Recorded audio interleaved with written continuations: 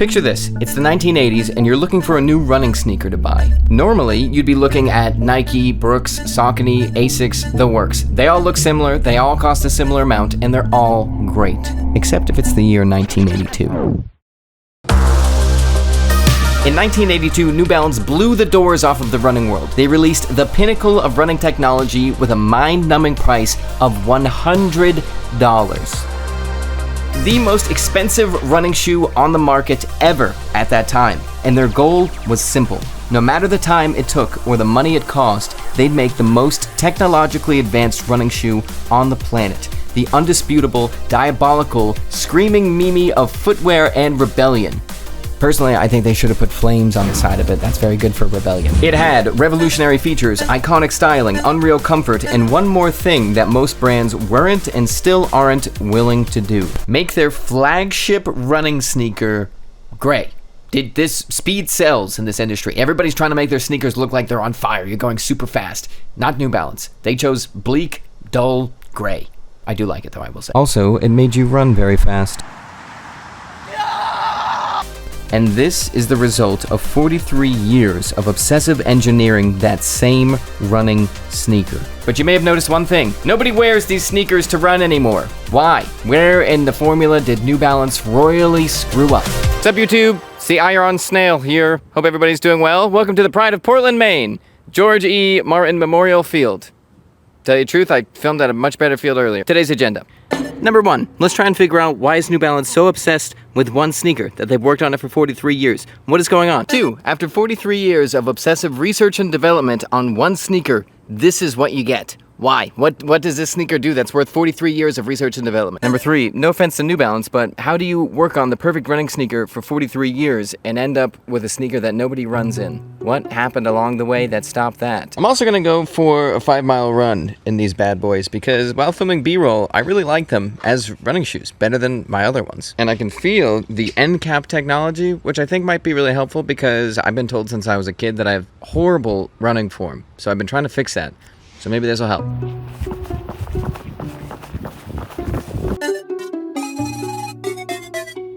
Okay, welcome back. Why is New Balance so obsessive? To answer that question, you really need to know that New Balance is more than just a sneaker brand, and in fact, sneakers came second in the history of New Balance. This was not important for New Balance in the beginning at all. Nobody cared. And New Balance is actually so important to the world of footwear that they are partially why your footwear is comfortable today. Someone else would have done it if they didn't, but they got in the ground early. It may sound like I'm making this up or trying to be dramatic or silly or something like that. Not trying to be silly. In the early 1900s, people were just coming to terms with the idea that maybe footwear had something to do with foot health. It's important to note that in the early 1900s, people were just coming to terms with the idea that there could be a left and right shoe. Before that, it was just you'd put a Lego block on your feet and go throughout your day, and they were flat boards. So people are like, wow, I really like comfortable footwear, and 3 gentlemen bubble up to the top of the most important footwear comfort people ever in history. Birkenstock and a few other people should be there too, but we're just gonna completely ignore them today. So here is a league of extraordinary gentlemen. Dr. William Scholl. Dr. William Scholl was a pioneer of foot care and the founder of Dr. Scholl's. He invented over 1,000 foot aids, carried a skeleton of a foot in his pocket, and often said, early to bed, early to rise, work like hell, and advertise. Dr. Edward Munson. Dr. Edward Munson studied over 2,000 feet, wrote a book, and most notably developed the Munson Last, the basis of modern footwear shape as we know it today. And finally, William Riley. William Riley, an Irish immigrant who really liked chickens and had a chicken foot on his desk. He founded New Balance. Everybody was kind of looking at the shape of a shoe or a boot or something like that and being like, we could build it to the shape of a foot better, and we don't need to just be standing on a flat leather board. That's not that comfortable, right? William Riley, New Balance, super inspired by a chicken's foot, and I think this is what he was inspired by. This is the chicken's foot. This is also a picture of a chicken's foot. He was looking, I can't do it with my hands, but he was saying like, chickens have really good balance because there's something here. They have a little like nub right here that touches the ground or comes close to it. So he thought, well, our feet are like this. We probably should have something there too. Insole support. William Riley would show people a chicken's foot and say, look, see that there's 3 points of balance? We're doing that with our insoles. They didn't make sneakers yet. So when we add the insole into your shoe, you get a New Balance.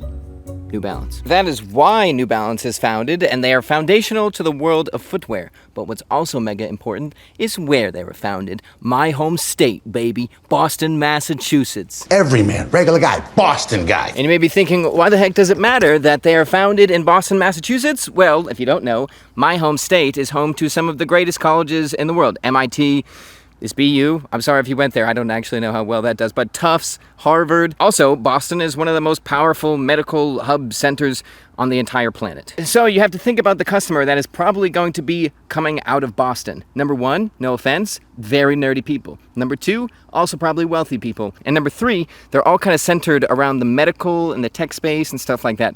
No offense again, but it really, rich nerds is the key here. So the byproduct of that is a shoe that reflects that person. So the question is, what do you get when your main focus is orthopedics, you come from the nerd capital of the United States of America, Boston, Massachusetts, and your customers are mostly rich and they like to run, but in a healthy way? You get the greatest running sneaker ever.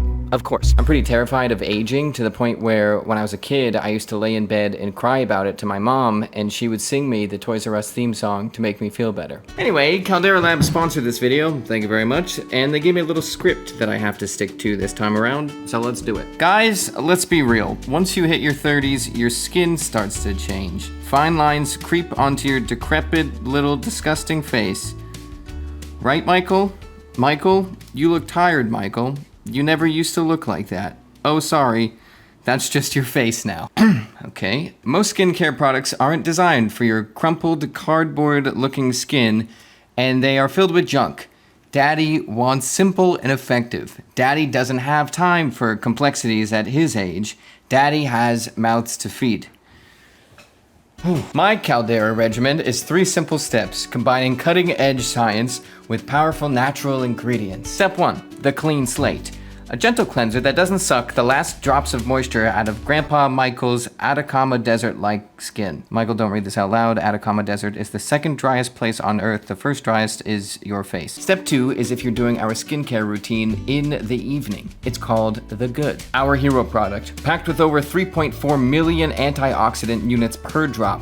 That's 1 unit for every year Michael has been alive. Reduce signs of aging, leave your skin looking healthy, smooth, and evenly toned. The other step 2 is if you're doing your skincare routine in the morning, and it's called the base layer. Wow, it's a miracle. Our crack team of scientists figured out how to moisturize the roof shingle-like skin on Michael's face. Finally, a skincare line made just for men. And Michael. Get yours at calderalab.com/theironsnail or enter Iron Snail at checkout for 20% off your first order. Yes, their products are actually very, very good. I do recommend them. Thanks again, Caldera. All right, 1.5 miles so far. I do like end cap a lot, but overall, not as excited as I was in the beginning running with these. There's some things that I might be noticing, but I'll let you know further. I gotta run a little bit more, but a little more gas than usual, but not much.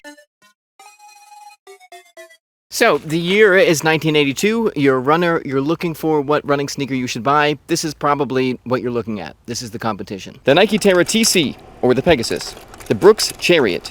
The Saucony Jazz. And then, suddenly, New Balance releases their bomb, the 990 V1. This is actually not the 990 V1, this is the 574, but it's close enough. All the features that I want to talk about are still on the 574. It also looks pretty similar to the 990 V1, so I figured collectively we could all put on our imagination caps and just pretend this is that. So here's the 990 V1. What did the bleeding edge sneaker of 1982 have that just destroyed the competition at the time? Very important on virtually all footwear to have a heel counter to keep your heel stable and stuff like that. New Balance had this extra thermal plastic one right here for way more stability. They also had something down here. End cap technology. So typical running shoes at that time, this is EVA foam, like very squishy, spongy foam. You've probably worn it a million times. This was really the breakthrough combination foam right here. So you have this squishy EVA under this polyurethane layer, and you have kinda this shape. This is polyurethane, this is EVA, so you have extra stability. And then my favorite thing, New Balance did not compromise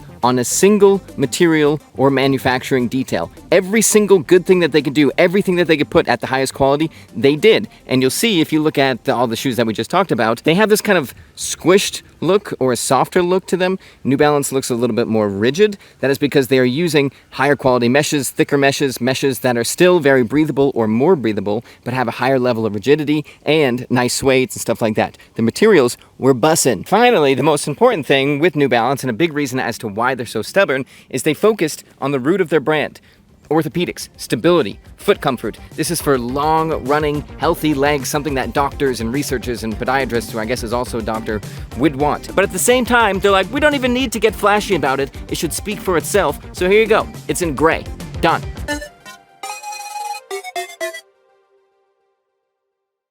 Basically, New Balance comes out with the 990 V1 and punches everybody in the mouth, and everybody's like, holy crap, I can't believe that worked. That is an insane running sneaker. Good job, I guess. Kind of, it's like Rob Stark, King of the North, never lost a battle. Everybody's like, that was freaking awesome, Rob Stark. You might even win this whole war.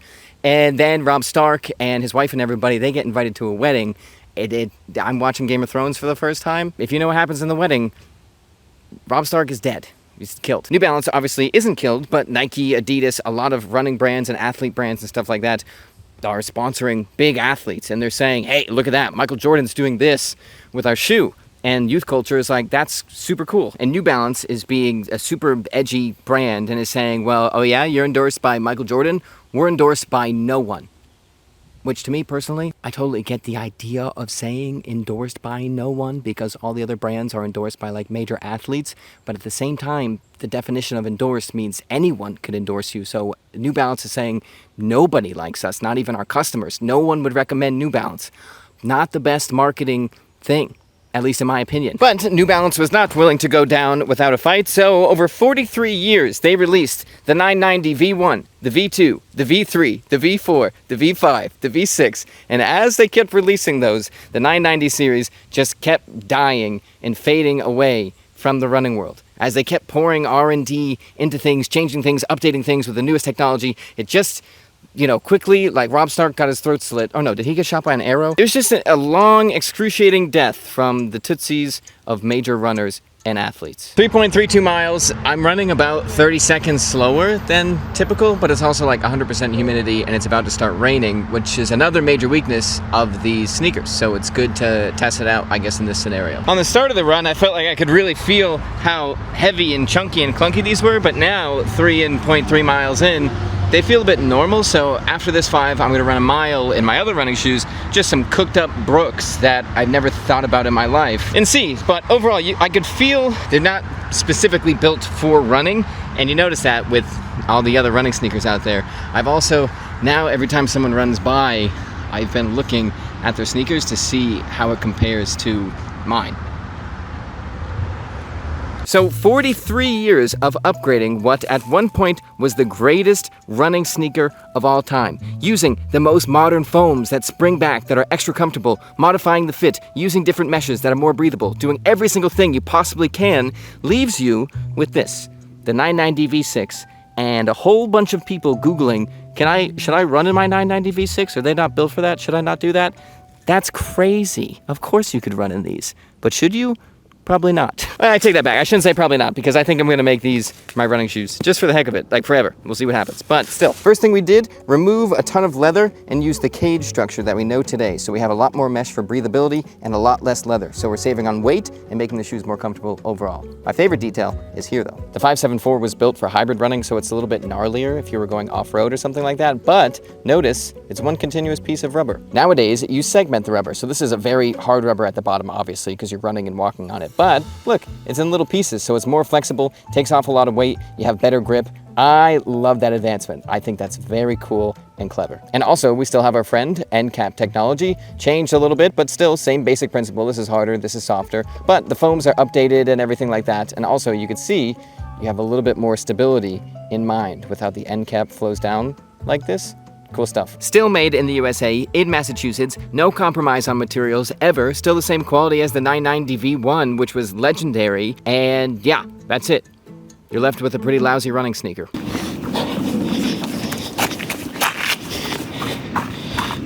Nice. Okay, that's 5 miles. That really killed me, but I want to get the Brooks on and see if there's a difference. I think there's a lot of stuff that feels different right from the jump, but mainly, the biggest thing I'd say is if you have a competitive friend, you probably don't want to wear these. But we get the Brooks. The main problem was the 990 V1 was actually too good. New Balance's engineering and thoughtfulness and them, kind of raising a certain finger to the crowd and saying, we're making a gray shoe that's basic, went so against the grain that the V1 was too powerful to keep up with the rest of the running world. What the heck do I mean by that? Gray is vital to New Balance's brand because it represents truly how stubborn they are in the grand scheme of things. Everybody's releasing color. New Balance looks at them directly in the eye and says, screw you, here's gray. That is iconic. That locked every single lock on the 990 series. New Balance was the sneaker that Steve Jobs wore, and now the emoji on iPhones is probably, it looks like at least, the 990 V1. Because it was so different and Apple's slogan was think different, that it just blended perfectly with one of the biggest tech brands on the planet whose whole thing was, we don't do it like anybody else. It's hard to whatever. The most rebellious thing that you could do in the running world in the 1980s was make a sneaker that doesn't look like it's going to catch on fire when you start running with it. So you have an icon and you have an incredibly stubborn brand. Nike also had an iconic shoe, or a bunch of them obviously. You could look at the Pegasus, for example. Look at how it started, look at how it ended up. New Balance could have done the same thing, but they didn't. This is more what a real running 990 V whatever would have looked like, and you can see all the added weight. We have all this leather, we have the applied logo. This is all very heavy. This is all just heat treated on, basically melted and fused together. This is all knit, very breathable all along the sides, and this is dramatically lighter than this big boy, which I didn't really notice until I was holding the two next to each other, but it's a very big difference. Oh yeah, okay, it's very, very different. This is very marshmallowy and soft, and there's no end cap, so it's more comfortable on my heels, and way, way lighter. You could feel it so much in the upper with the stiffness and everything. They were like, well, we make this in the US, our gray leather is iconic, so we can't get rid of the leather, even though that adds weight, it doesn't dry fast, it doesn't really make sense on running sneakers anymore. It's kind of like, when someone is very unwilling to change something, even though it's no longer really effective anymore, but they stick with it and they kind of double down on it. New Balance is doing that here, and they were like, you know what? We're gonna wait. One day, someone will catch on to this, and they'll really like it. And guess who came a-thunderin'? A certain someone who may like to mow lawn, or may be doing taxes, or maybe a dad. Usually a dad. That's who came along. Because all of a sudden, it was like, hey, wait a minute, that's, this gray at one point was rebellious, but now it's pretty calm. It doesn't feel like I'm wearing my son's sneakers, so I like that. And they're really focused on comfort and stability. I like that too. And my feet are getting wider, something is my arches are collapsing as I get over, whatever it may be. And guess what? These are the leaders in being mega stable, but not offensive. And I like that. So all of a sudden, you have the world's greatest dad sneaker. And New Balance will never stop evolving their dad shoe. So there will be a V12, a V20. As technology changes, New Balance will have dad's backs. And their feet. All right, so overall, to my big surprise, I really thought I was going to make these my running shoes. I'm not gonna. And I thought it would be the foam on the bottom, but what it really is nowadays everybody runs in like glorified socks. Like this is just insanely comfortable. When there's so much stiffness and weight, it's really not a running shoe. I kind of was like, well, we're being picky now if you want like elite running times, but it's just not nearly as nice as this is, like night and day difference. So I would highly recommend this shoe for a lifestyle shoe, for a walking shoe and stuff like that, but no, it's completely morphed. Wow, I really wanted this to be my cool made in USA heritage running shoe, but this is the one time I'm like, yeah, I can see why you'd want a modern running shoe.